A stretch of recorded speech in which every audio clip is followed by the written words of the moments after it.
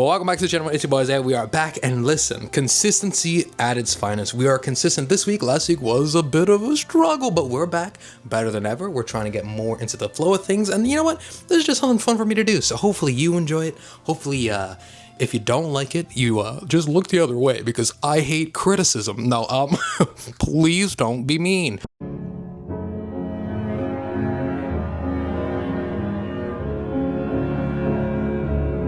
Huge news, and by huge news, I don't really know where it lands in the grand scheme of things, especially if you actually take a look at whatever news app you plan on using. World's a disaster, so let's distract you a little bit with Bad Bunny, of course. Shout out, hold on. Hey, shout out to my people. I love to see my people, or really just people in general, have success. I think it's motivating. I think it's exciting. So we go to the world of Rock Nation because they have announced some official numbers. Now, the official numbers in regards to Bad Bunny Super Bowl halftime performance is fascinating because the number has changed at least 1 billion times already. But either way, there's somebody outside walking, and I almost shit myself. I saw just like a human body just, which is fascinating because I think the way that my light is set up, this is super off topic, nobody cares, but there's a window right there, and for the most part, when the shades are closed, you can't see anything. But with this light on directly like that, I can feel like I can see everything that's going on outside.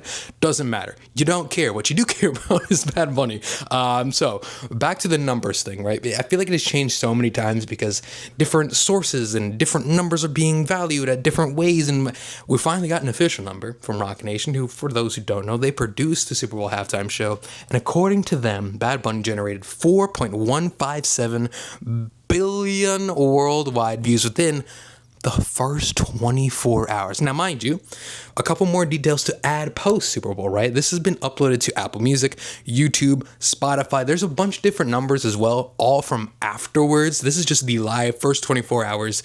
And that is fascinating because in the country, right, there's a lot of discourse about how could the NFL ever. Hold on, I gotta really get into character. You know what is absolutely disgusting about Roger Goodell and the NFL is the fact that they had the unmitigated gall to put a Spanish-speaking person on my TV? Hell no, I'm putting Kid Rock on. I'm turning Turning Point USA on because for one thing for sure, I don't know what that part was, I'm 100% American, all right? Now, if you ever try to put your Spanish-speaking people in front of me again, I'm going to lose my mind. And that's, unfortunately, a reality of a large sector of this country. Now, the accent, maybe not, but the opinions, yes, unfortunately, because people just hate other things that are different from what their normal is, which is fascinating. Either way, you think, like, super side tangent, this is all over the place. You would think in a country built on immigration, built on a bunch of collectives coming together, right? You'd think there'd be a little more appreciation and a little more optimism when it comes to something new that they've maybe never seen. That is not the case. Once again, a lot of people leading with anger these days. But so yeah, record-breaking numbers. And I think the number itself, right, is crazy because we were so used to just doing like the traditional TV numbers from Nielsen, which only records U.S. audiences, not including other territories and everyone else watching. And once again, the NFL trying to expand, obviously, worldwide. And when you add somebody like Bad Bunny, who is a worldwide talent, not just a local indie band that maybe sells out a couple shows here or there. This is a guy that's on stadium tours, which is the other confusing part to me is like, everyone's like, who is Bad Bunny? I don't know him. It doesn't matter if you don't know him, right? Because there's a lot of people and artists that people don't know. Maybe people don't know who Blackpink is, or maybe some people across the world don't know who Taylor Swift is. There's always going to be an artist that you don't know, that you've never heard of, that's absolutely killing the game right now. There's this, Noah Khan, right?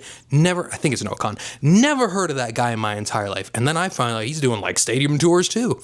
Credit to him. Kudos to him. That's sick. That's awesome. But that just goes to show there's a lot of artists in the world that you have never heard of that are absolutely going crazy right now, especially when you get in the fact that there's multiple languages being spoken. So they're selling out different audiences in Japan, in China, in India, in frickin' Russia. Shout out to Russia. No shout out to Russia. But this is kind of the weird thing. So the argument that it was like, how dare the NFL pick somebody that I've never even heard of when they're selling out world tours everywhere was fascinating to me. And it feels like, man, a little bit of a reach on your end. But nonetheless, that is the official number. Now, to me, it's a little confusing, right? Where how we gather those official numbers, like, was it from every single live channel that was watching on like an antenna, or that was watching on YouTube TV or other streaming platforms?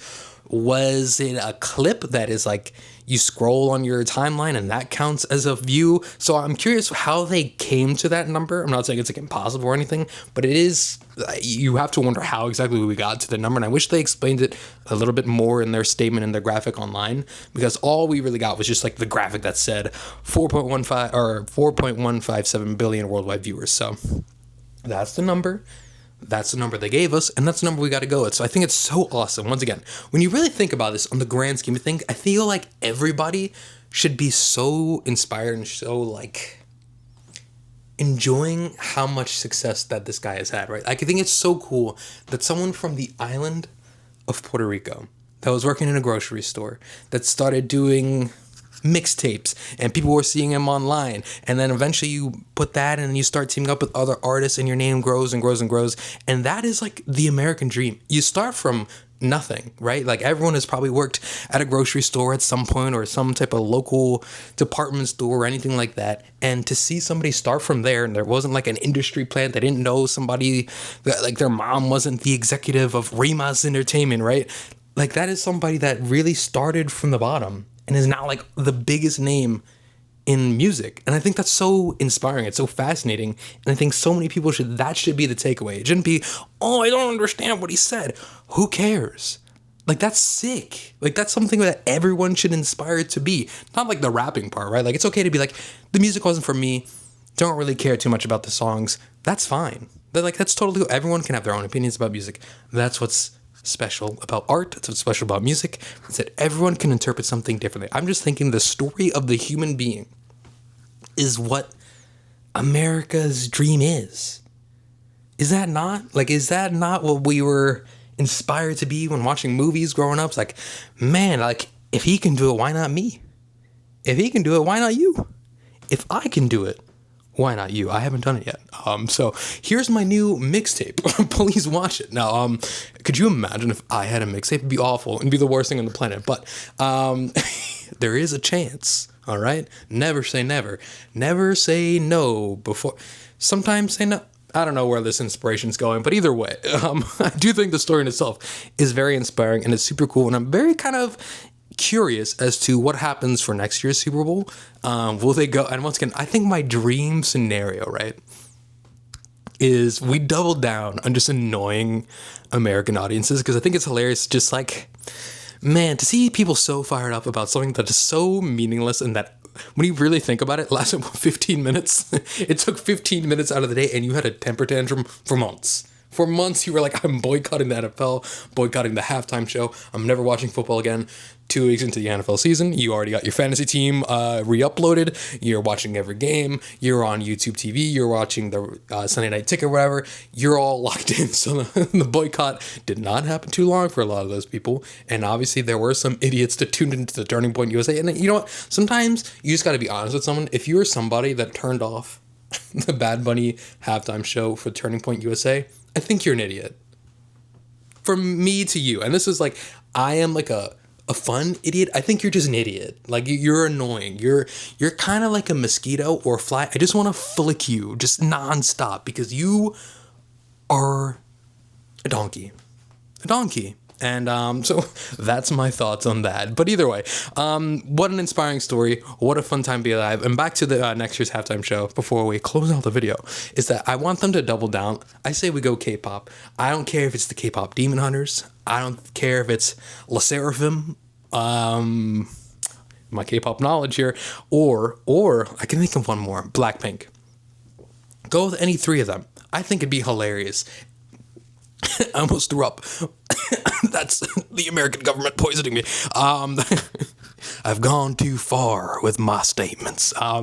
Either way, I guess we'll close it there before I almost have a stroke here.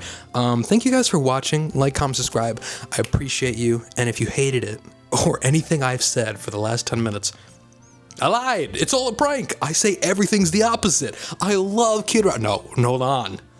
don't love Kid Rock. Turning Point USA, flicking a lot. Anyways, goodbye. Show me your best LeBron. Oh, you know, liberal silencer?